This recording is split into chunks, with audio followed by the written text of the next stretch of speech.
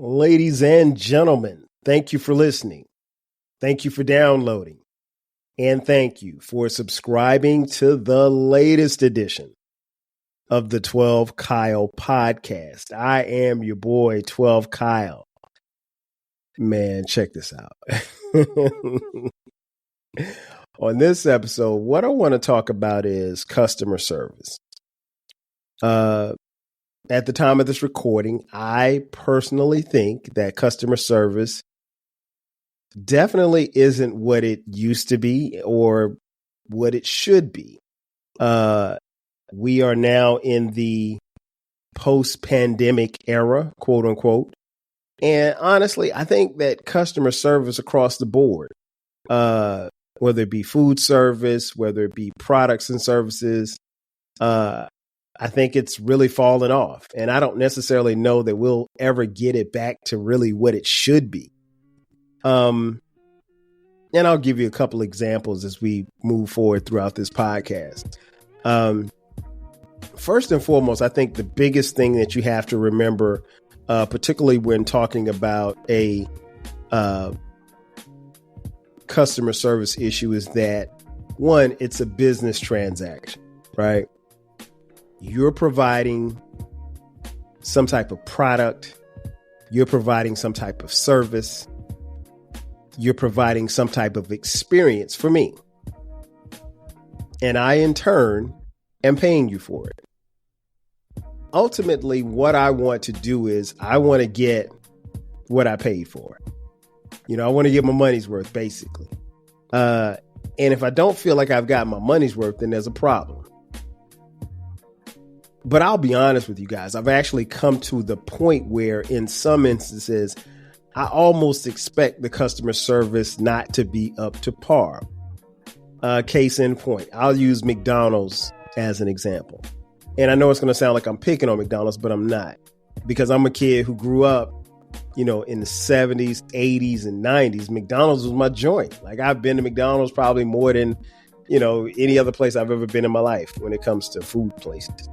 And McDonald's was, the joint for me. Now, not so much. Now, the most I'll get from McDonald's is some fries, because that's really the only thing that they have on their menu.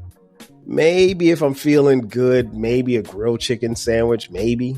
But, that's about it. And I haven't had a burger from McDonald's probably within the better part of the last 15 years or so. Maybe a little longer than that. But, I grew up on it. But I'll give you an example. Like when I go to McDonald's, let's say I'm going to McDonald's and I'm ordering for my son, Brandon, and my daughter, Skylar.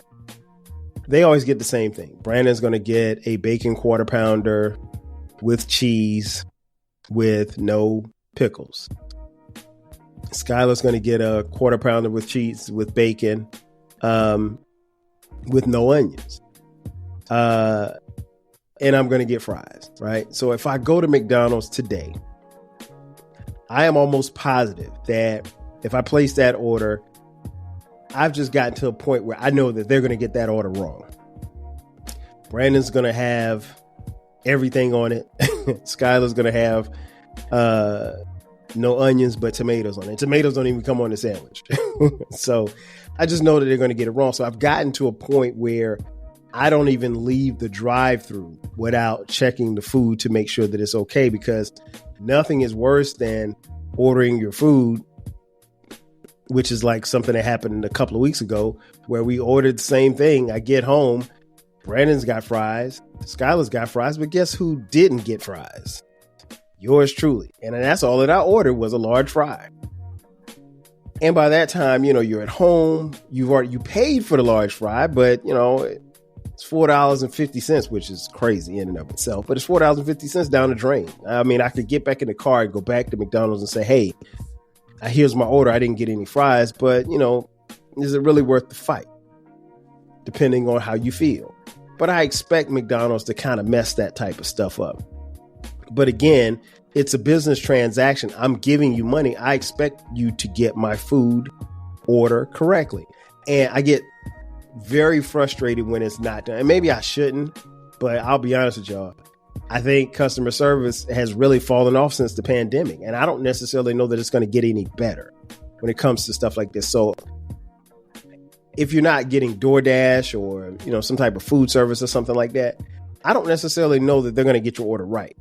And I think that's bad customer service because I don't think that they, meaning McDonald's or any other fast food place, they're not in the business to get it wrong, but they're so overwhelmed because some of them are short staffed. Some of them have kids who just don't care. So, they don't care. They just put food in there. It don't matter. And the odds are likely that you're probably not coming back to get the order right or whatever. Or if you're sitting at the drive-through that you're going to drive off and, not even care about it. But again, it's a business transaction. I'm providing you the money. I want things to go a certain way. I want my order to be correct. If I go to Ocean Prime, I want my order to be right. If I order my steak medium well, I want it medium well. I don't want it well. I don't want it medium. You asked me how I want it cooked. I want it medium well. And so thus, that can adversely, affect tips. It adversely affects my experience as far as how I feel about how I was, handled, particularly when you got to get the manager involved or something like that. But here's the thing I'll say. When you talk about as far as food service, I kind of almost expect McDonald's to get it wrong. I don't expect Ocean Prime to get it wrong. I expect them to get it right. I expect Waffle House, and I love Waffle House. I try to go to Waffle House at least once a month. I love Waffle House, but I expect them to get it wrong. But I expect Ocean Air to get it right. I expect a place like Marcel or any other, seafood place or steakhouse. If you're spending, into the triple digits, as far as I'm concerned, on a meal, then yeah, I expect you to get it right. Another thing, there's an old saying that the customer is always right. I don't think so. Because a lot of times the customer is wrong. And a lot of times the customer could be dead wrong. But the business mindset and the business model says to tell the customer that they're right. Well, the customer could be wrong. Maybe, just maybe, you didn't order what you said you ordered. Or maybe you didn't pay what you thought you paid. Or maybe you misread the receipt. There could have been tons of ways that it could be wrong. It's funny because I remember hearing a coworker once. She was complaining about some charges on her cell phone bill, and this coworker decided to take claim with her cell phone provider, and she proceeded to make a call at work, and she was loud enough to where we all could hear her. And she, lit into the customer service rep on the other end pretty nice. She wasn't very respectful. She was kind of loud because they had threatened to turn her phone off because this particular fee had not been paid. And, after hearing her talk on the phone, she got off the phone. The conversation really, to me, didn't sound as if it was resolved. So I said, "Hey, you mind if I take a look at your bill?" She was like, "No, here it is." So she let me look at it, and I saw the charges on there, and there was a reoccurring charge. And if you look at the statement, it tells you where the charge came from, and it was a charge that could have easily been removed at her request, but she had been charged this, I guess, over a period of time. And it built up to where, the charge was something like $60. Because as she was paying the bill, she wasn't paying the charge. And her thing was, well, look, I'm just paying the bill. I'm not paying this charge. And the charge accumulated and got, like I said, up to like $60. And basically the person who was on the other end, the customer service rep, told her, like, look, If you don't pay this, we're going to cut your phone off. And all hell broke loose once she heard that. But in theory, all she had to do was say, hey, look, take this off of my bill so I'm not, because here's the thing, whatever that charge was, it was a charge that she agreed to have. She don't remember agreeing to it, but she agreed to that particular charge, right? And when you sign up for a cell phone or you sign up for this or you sign up for that, a lot of that stuff is in the fine print. And if you don't read it, the onus is on you, the consumer, to, monitor your bills and check for stuff like that. So she was basically what we call LAW, loud and wrong. And I mean, had she not been in an office setting, I'm sure she would have gotten a cussing on the phone. And that doesn't help anything. But, businesses tell you that the customer's always right. So she explained to me that she eventually got them to break up the payment of the $60 over, like, I think her next 10 payments or what have you. So she was going to have to pay it back, but she only paid basically $10 on her next 6 phone bills to pay it. And, she was, I guess, somewhat satisfied, but ultimately she still had to pay it because it was something she agreed to when she got her phone. So yeah, the customer's not always right. In this case, my coworker was wrong. I mean, she could object to the fee that was on her phone, but the manner in which she went about handling it, you can't do that. You just can't do that. The experiences that you have, particularly with, and I'll use food service for an example. The question I have for you is, should you tip or shouldn't you tip? That one's always really, really touchy. And I'll go through a couple of instances. So let's say you order, I don't know, you call in and you order some wings. You order some wings and fries. You order the combo, the number 5. So you call your little wing place. You got 10 wings, fries, and a drink for $14. So when you come and pick it up, should you leave a tip? Or should you just put 0, get your food and go? That's always an interesting question. And it's almost seems like it's always divided as to whether or not you should leave a tip or not. Some folks don't leave a tip. Some do. For me, I guess it depends on the experience that I have once I get to the counter to pick up my food. But there's been times where I didn't leave no tip. Like, for who? For what? But it really just depends. It really and truly just depends.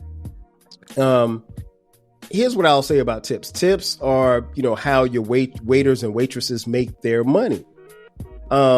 So I am not lost in the sense of knowing that and understanding that that's how these people make their money. And I want to make sure that they get paid, especially now that we're, on the other side of the pandemic, where people are trying to get as much money as they can. But my tipping is a reflection of my time in that particular eating spot. If I go to dinner, I'll just use I'll use Applebee's as an example, because I had a recent trip to Applebee's and it wasn't good. It wasn't good. We just decided one night we didn't feel like cooking. So me, Sharice, Skylar, and Brandon, our 2 kids, our 2 kids that are here. The older 2 are in college. Shout out to Dion and Cameron. We decided, hey, let's go to our local Applebee's. So we went around the corner to Applebee's, sat down for a bite to eat. Well, it started off rocky because I came and I wanted I wanted something, and I wanted some wings. They didn't have any wings. Now this is 8:00, like on a Wednesday night. I don't know how or why you don't have wings on a Wednesday night, but they were out of wings. So the waiter, he takes our order. Before actually he got the to bring out the appetizer. I asked for the spinach dip, the chips, And he brought that out. But I mean, it took him like 20 minutes to bring that out. And, you know, we're looking around. There are people who are around us who've gotten their food. And we still haven't even gotten to our appetizers yet. So we get our appetizers, we eat that. And that wasn't, you know, it was okay. And the waiter just disappeared. And, you know, again, it's Applebee's, so it's not Ocean Air, which is one of my favorite restaurants. I know it's not Ocean Air, so I probably shouldn't say this, but I don't expect the type of level of treatment that I'm going to get at Ocean Air, because I'm spending more money at Ocean Air as opposed to Applebee's.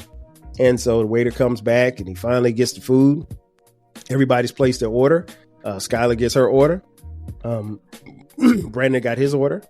Sharice got her order. Guess who didn't get their order? Me. And I was the first to order. And I think it was a situation where the waiter, he tried to memorize what everybody had ordered. And so when he came back and he gave them their plates, and he said, "Oh, you had the blah, blah, blah, blah, blah." And I said, "No, I had this." And I pointed to it on the menu. "Oh, okay. Well, let me go back and check on that." What that told me right there was that you didn't place my order. Meanwhile, my family's eating and I'm sitting here, you know, I got an extra thing of chips because he brought out more chips, but the chips were, at that point, I didn't want any more chip and no more dip. I wanted my food. And so, you know, I wasn't happy at all. And so I was like, hey, well, you know what?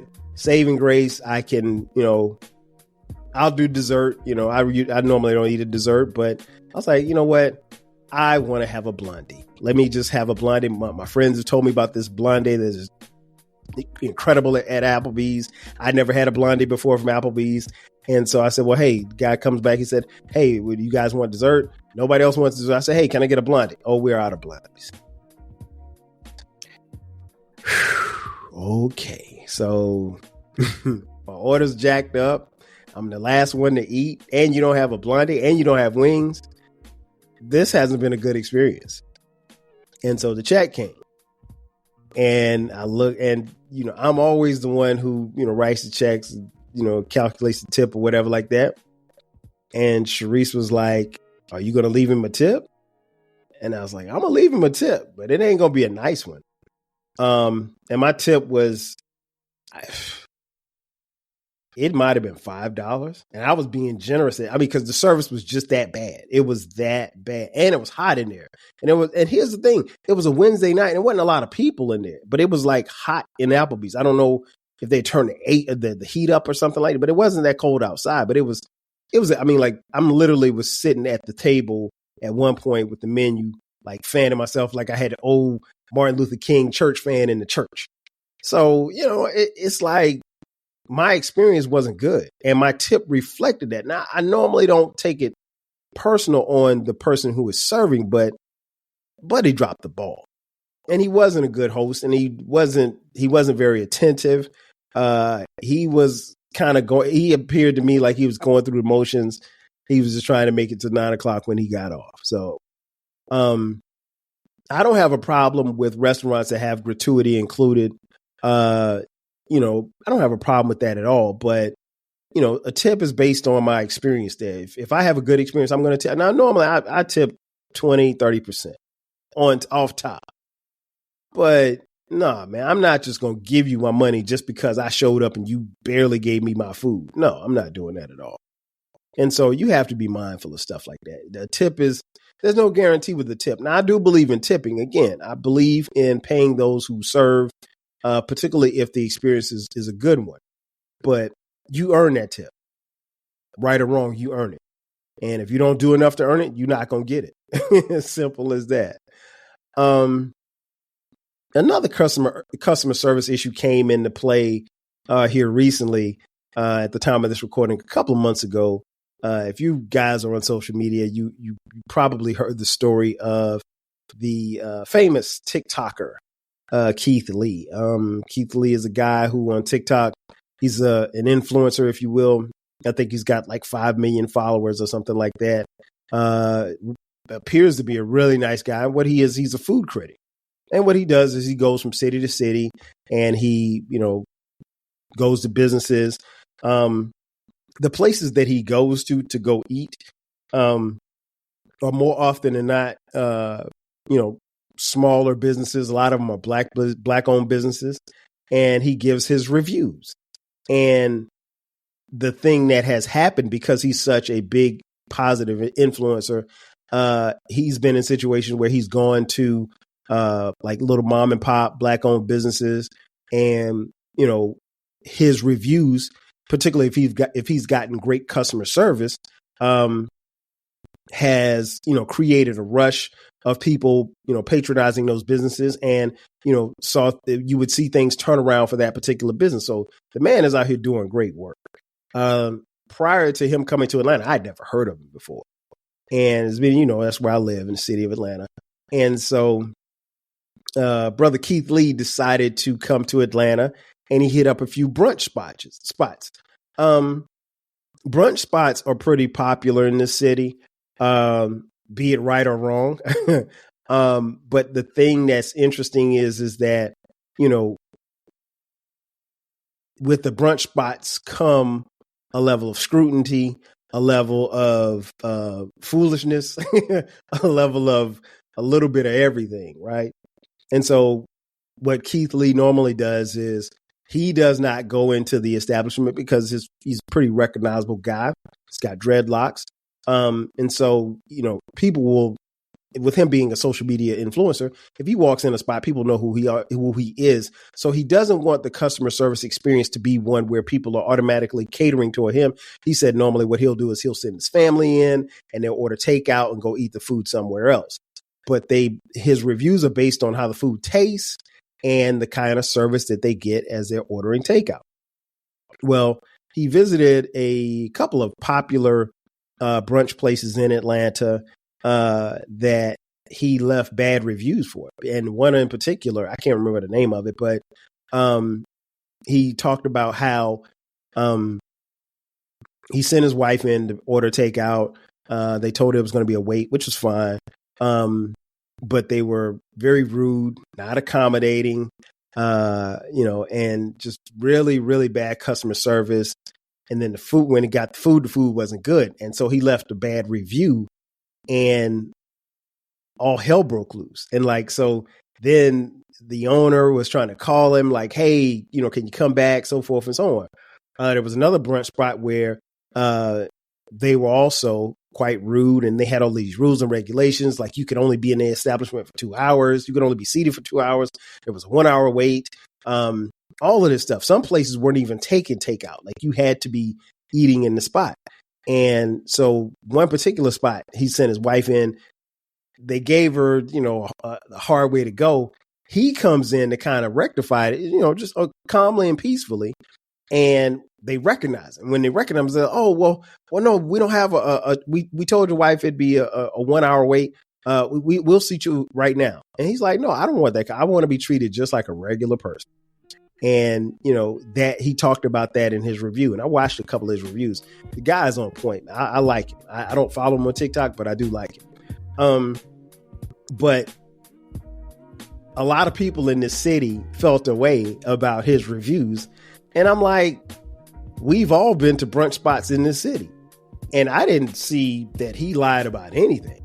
I mean, from some of the brunch, particularly some of the popular brunch spots, I mean, if you're going for something other than the food, you could have a good time. If you're going for something other than the drinks, you can have a good time. But from the loud music to unruly behavior to bad customer service to high priced food that don't really taste that good in some of these spots, yeah, I agree with him 1,000%. And I think, a lot of people from Atlanta took it personally, but I mean, he was telling the truth about this city. The brunch spots are highly overpriced and highly overrated. And if you want to go to a nice brunch spot, I would suggest if you come to the city of Atlanta, go someplace where nobody else is at. Don't go to the popular spots, because the popular spots are the worst ones, to be honest. And I found Keith Lee to be very truthful, not malicious, but very truthful in his reviews. And if you follow him, check him out. I mean, but I think what he showed me was, the fact that his wife could receive poor customer service. But when he walked in, and they didn't know it was his wife, when he walked in, it was like, oh, no, there's no 1 hour wait. We'll seat you right now. He's not looking for that. He just wants to be, and we all want to be treated like that. Treat every customer like they're Keith Lee, because in reality, they just might be. Another thing that I kind of want to share is something that I shared with my coworker at that particular time about her experience with her phone is that, the thing that I tell people, particularly when you're dealing with people over the phone, customer service agents over the phone, don't argue with them. Yeah, they're there to listen to you, but don't argue with them. Now, I'll admit, it is extremely frustrating to call, particularly, and I'll use AT&T, who I have my internet service through in my home. It is extremely frustrating for me when I call AT&T to help me with a technical issue, and this has happened several times. And I speak with someone who is not in this country presently. I'm speaking to someone who, and I'm not picking on anybody, but let's just say I'm speaking to somebody who's in India presently, and his name is Andy. And I know his real name really ain't Andy, but his name is, for AT&T, he's Andy. And our language barrier, he can't understand what it is I'm saying, and I can't understand what it is he's saying. I don't really know how Andy's going to help me if he can't understand what I'm saying. I am asking you about this router and why I'm having internet connection problems, and you could barely make out what I'm saying, and I could barely make out what you're saying. Now, if anything, you should be able to understand my English. I think I speak English pretty well. I think when I'm not speaking in slang, I think I speak English pretty good. But yeah, that's extremely frustrating. It's extremely frustrating to call customer service and you have someone who does not speak our language as well. Again, not picking on anybody, not discriminating. That's just what it is. A lot of companies, they hire and outsource their work. I have no problem with that. But what I do have a problem with is that if you're put in a position to help me, I just want you to help me. I mean, that's pretty simple. But ultimately, you should try to be as courteous as you can be to the customer service rep. Again, don't argue with them, because when you argue with them, you're not going to get done what it is that you're looking to get done. You need help. They can and should help you. You're not going to help somebody that you're arguing with. I mean, that's the bottom line. If we want to keep it 100, that's what it is. And I'm just saying this, even if I were the one on the other end of the phone. If I was the customer service rep, if you're screaming in my ear, if you're cussing me out, I'm not helping you. In fact, I might even mysteriously drop your call. And then when you call back, you're probably not going to talk to me. You're going to talk to somebody else, because I'm not dealing with you. So just keep that in mind. Before I get out of here, I got to share with you guys a customer service issue that I've had, went to beef with. And I normally don't get into beef with companies or whatever like that, but we've had a beef, and I'm disappointed that it ended the way that it did. So at the time of this recording, back in December 5th specifically, your boy 12 Kyle jumped on the internet, and I saw this website that had popped up, I think I don't know where it popped up at, but an email popped up, and advertising some hoods and some t-shirts. Now, if you guys follow the podcast, I like to wear different t-shirts. I like, some of the prints and stuff like that. And I saw these HBCU t-shirts, and it was HBCU t-shirts, and they featured the premier HBCU, historically Black college and university, South Carolina State University, which you all know that I am a proud alum of. And so is my wife, Sharice. And so they advertised for these t-shirts and hoodies. And I was like, oh, this would be dope. This would be nice, a nice little Christmas gift amongst the other Christmas gifts that I was going to get, one for myself and one for Sharice. And so I saw a hoodie and a t-shirt. And just said South Carolina State University on it. And I thought to myself, that'd be dope, right? And so I placed the order. The order was $77.75. And that was on December 5th. And now I knew that I was kind of cutting it close because, of course, it's Christmas time. When you're ordering something, generally speaking, if you order it after Thanksgiving, there's a good chance that you may or may not get it by Christmas. So I knew I was kind of rolling the dice ordering it, but it looked so dope. And I mean, of course, like I said, I bought Sharice other things. So if I didn't get it for Christmas, if I didn't have it in my hand on Christmas Day, it's fine. We've been married, 23 years now at the time of this recording. So, she ain't tripping off no gift that she don't have on Christmas morning. Right. And plus I would have told her like, it's coming, whatever. So after like I said, the actual total was like, it was some huge discounts that they added on it. So the final bill, I think it was supposed to be like $100, but by the time they added the discounts or whatever, like that, first time buyers or whatever the case was, it was $77.75. Keep that number in mind. So 2 t-shirts, 2 hoodies, right? So we go through December. I get an email probably around, and I'm checking because, there's a tracking number that you can check. So I'm checking the tracking number, nothing. And so I checked maybe the week before Christmas, and it said that, things were on back order, that they probably would not have any merchandise out until January. They said specifically in an email, because the email came to me, and I guess whoever it said, "Hey, Kyle," but it was also, it was a mass email or whatever. There was some type of jam in their production. And so they had to stop production because some merchandise had gotten lost and misplaced. Some orders had gotten lost and misplaced. And they stopped production, and they were going to start production in the new year. And they were going to start on January 3rd. To check back, blah, blah, blah, blah, blah. Okay. So now that wasn't what I wanted to hear, but, I was like, okay. And so we roll into the new year, and the first week of January comes by, and I send them an email. And I don't think I told you the name of the company. The name of the company is called Fashion Snob, fashionsnob.com, which, by the way, well, I'll get into it in a second. And it's a Black-owned business, right? So I email Fashion Snob, info@fashionsnob.com.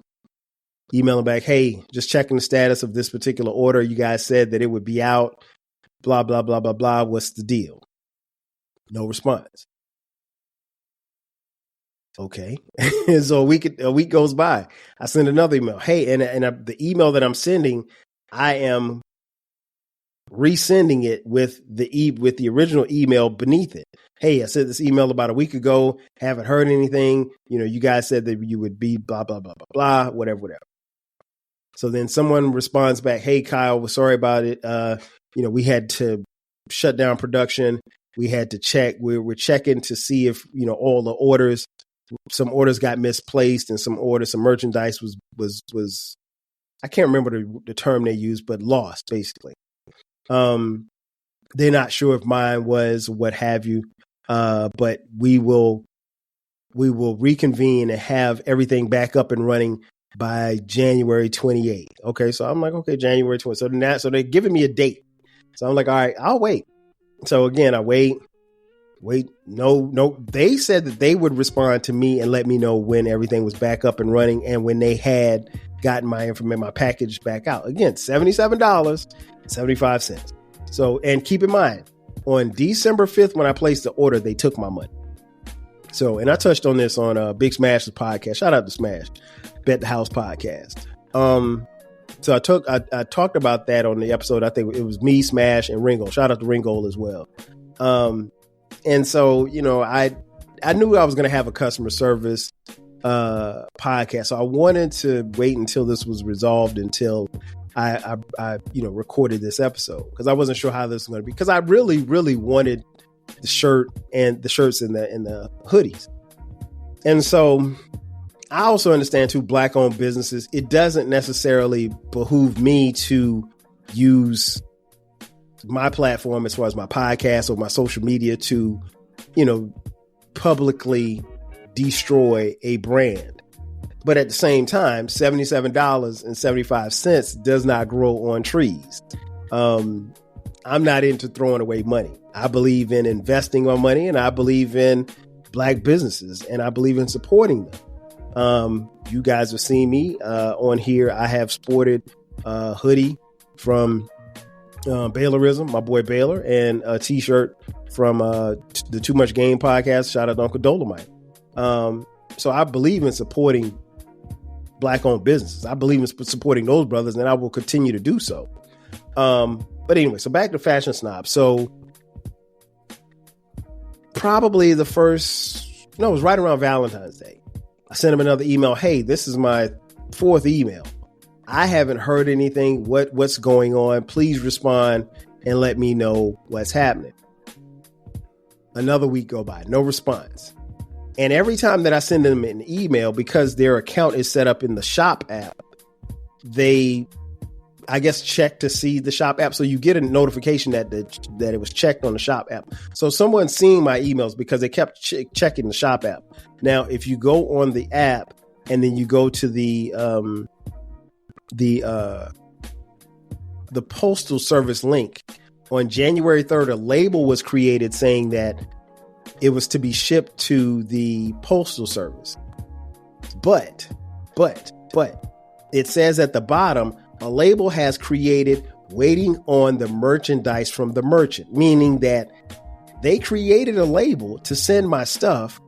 But here's the catch. Fashion Snob never took it to the mail people. They never took it to the Postal Service. So all they did was create a label. So if you go to the Postal Service's website, it looks like a label, and a label was created, but they never received the merchandise. That doesn't do anything for me, right? So by this time, I'm fed up. I'm pissed off. It's the end of February, and I send them a final email. I said, look, I want this resolved. Just send me my money. I don't want anything else. And I'm paraphrasing here. I don't want anything else. Just send me my money. This is awful customer service, particularly for someone who was recommended your services. And this is my first time. This is deplorable for a Black-owned business. So someone by the name of Bailey, Baylee, emails me back. Hey, Kyle, we're sorry. And she said, she types this long diatribe email, you know, we're sorry, we will either issue you. She said, basically, we reviewed your account. We can't find your merchandise. We are more than willing to create another, 2 t-shirts and 2 hoodies and get that out to you ASAP, or we will refund your money. And see, here's the thing. They didn't want to refund the money because on their website, and I didn't see this, and this is my fault, and this is where the customer isn't always right, because this is where I was wrong as a consumer. On the website, after I purchased it, I did see on the website that they didn't offer any refunds.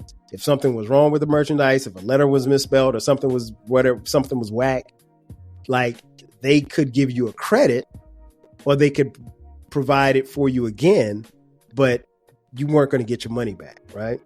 And so I did not know this, and that's on me. I should have seen it because it is clear on their website, or at least it was clear on their website. So I don't want to leave that out. That's where I went wrong. And so Bailey sends me this email, and she said, like, you want your refund back. And so I immediately respond to her within 2 minutes. Please send me my refund ASAP. And please also let me know when to expect the refund. That was like the last week of February. So I didn't. And again, she's sitting at a computer. And again, every time that I respond, someone's hitting the shop app. So I'm still getting notifications that my email is being read. Right.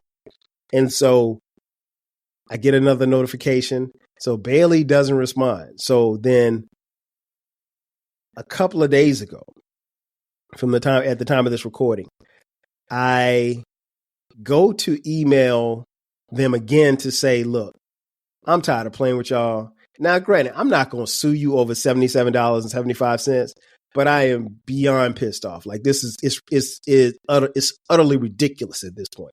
At this point, it's 12 Kyle versus Fashion Snob, right? And so something said, well, hey, go to their website. And I went to their website, and the website was dead. There was never a number on the website to call, so you could only send an email. The email that I sent didn't bounce back, but the website was gone. And so I said, you know what, let me check IG. So I went to their IG page, and the IG page didn't exist anymore. And I went to the Facebook page, right? And the Facebook page is still there, but there hasn't been a post since February 9th on the Facebook page. At the time of this recording, it's March 3rd. So, in essence, they're out of business.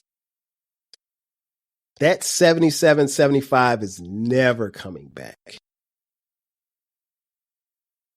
It's unfortunate. I don't know what happened. The disruption in their chain may have been broken. There may have been theft. There may have been embezzlement. I'm not even sure. The one thing I was sure of is that 77.75 ain't coming back to me. But I said, you know what? Let me call my bank. So I call up my bank, talk to Jeff. Hey, Jeff. Hey, what's up? This is 12 Kyle. Let me tell you what's going on. So I tell Jeff what's going on. Okay, 12 Kyle, no problem. We will refund you back. Just file a claim. And Jeff helped me file the claim. We'll send you back your $77.75. So a claim has been filed. I don't expect them to respond because I don't really know how they can respond. I've got my money back. It is what it is. Lesson painfully learned. Now, here's the thing. I could have done this, and and Big Smash from Bet the House suggested that I do this a month ago when we recorded that episode. But I wanted to give them a chance because, again, it's a Black-owned business. And I'll be honest with y'all. I even thought, I gave it a single thought to when Bailey sent that email. Hey, we can get you your merchandise and get it to you so fast, ASAP. For a second, because I still wanted the T-shirts and the hoodies. And to be honest, we're almost out of hoodie season. So these hoodies wouldn't have been worn again until the fall. And I wanted to give them the benefit of the doubt. Maybe that's just me being naive. Maybe that's just me wanting to support a Black-owned business. But bad business is bad business. And again, I expect that from McDonald's. I don't expect that from Fashion Snob. And I don't know Fashion Snob. The owner of Fashion Snob could walk in here with a Fashion Snob jersey on. I wouldn't know who he was or she was. It could be Bailey. It could be somebody else. I'm not rocking with Fashion Snob should they ever come back. It appears to me that they're done. Unfortunate. Sorry. Best of luck to you. But it left a sour taste in my mouth, and I'm disappointed because, again, I like the T-shirts and I like those hoodies, and me nor my wife will never rock them.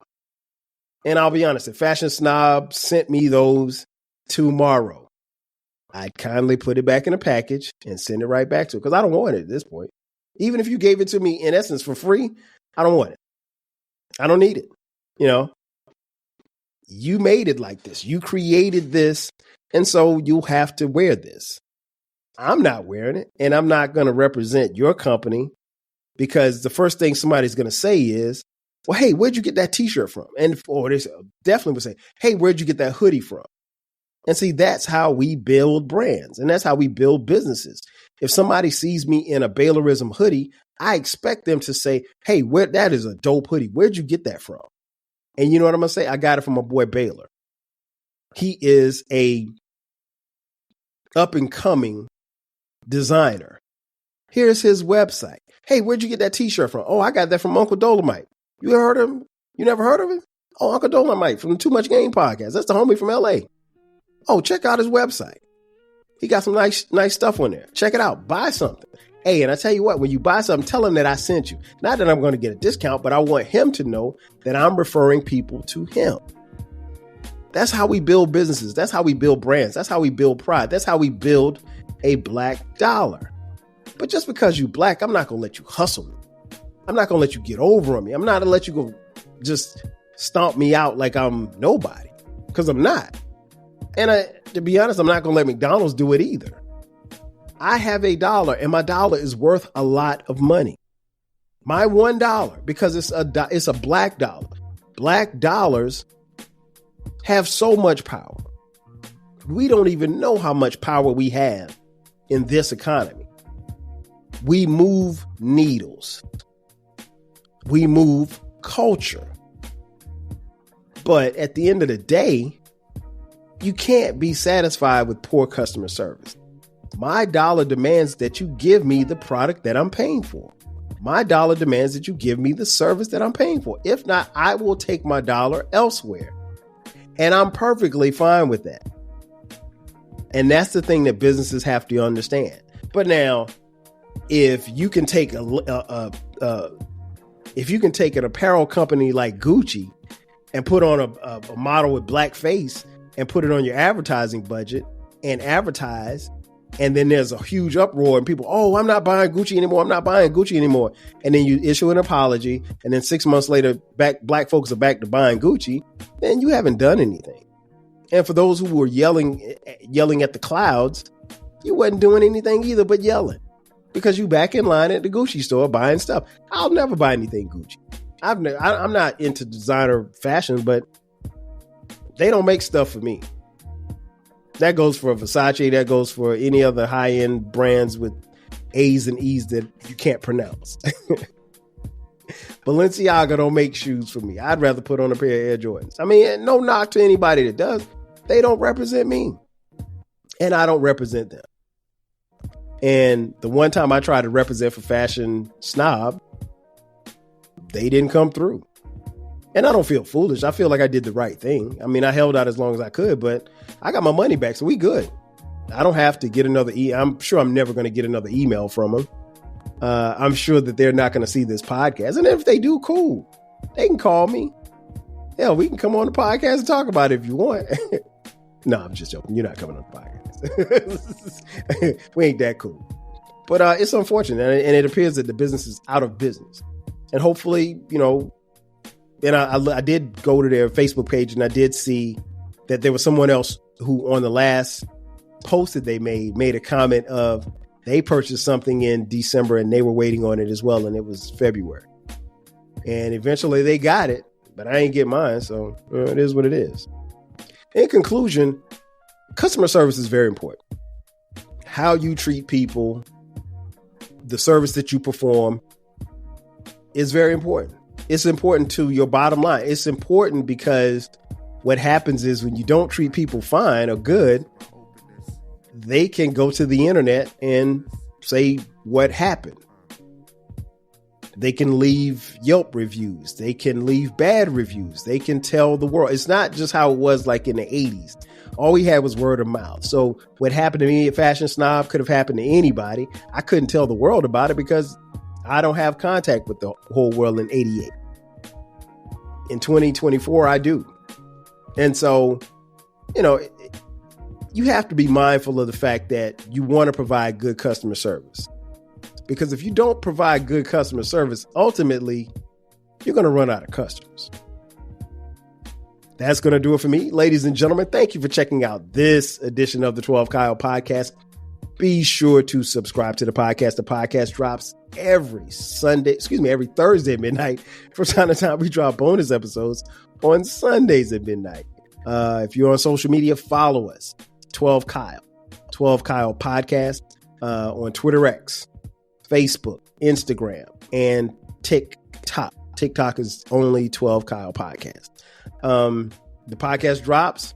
Make sure that you follow it and subscribe and download any and everywhere you get podcasts. You can leave comments on Spotify. We also have a YouTube channel as well where we have all the audio and video of every episode. You can also leave comments there as well. And if you feel so inclined, Send us a couple of dollars so we can buy some more shirts and hoodies. $ TWELVEKYLE. Again, that's going to do it for me. I am your boy 12 Kyle. I'll catch you guys next time. 5 Gs.